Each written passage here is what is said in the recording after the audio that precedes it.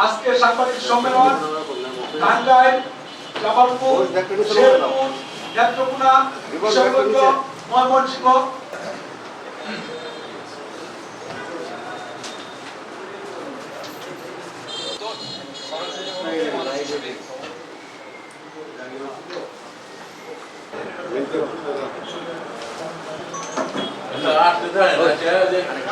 বর্ণিত নীতিমালা 2025 এর একজন ডিলারকে 3টি বিক্রয় কেন্দ্র ও গুদাম স্থাপন করতে হবে।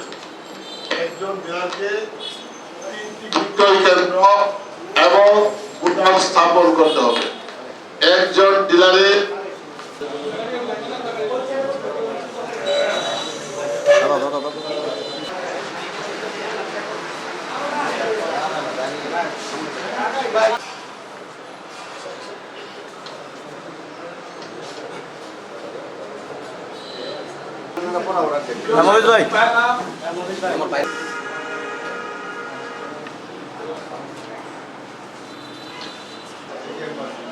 মাসুদ সহসভাপতি, টাঙ্গাইল উপস্থিত আছেন সহসভাপতি আশুতোষ ভৌমিক,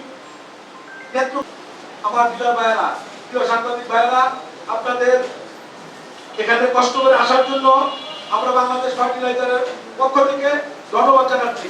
আমাদের দাবি সমূহ ইতিমধ্যে সরকারের কি কারণে আমাদের প্রতি তাদের এই নীতিমালা করবে এবং সেই নীতিমালায় আমরা যা দেখলাম তাতে আমরা যারা সার ব্যবসায়ী আছি তাদেরকে মানে আমার সাংঘাতিকভাবে হেয় করা হয়েছে।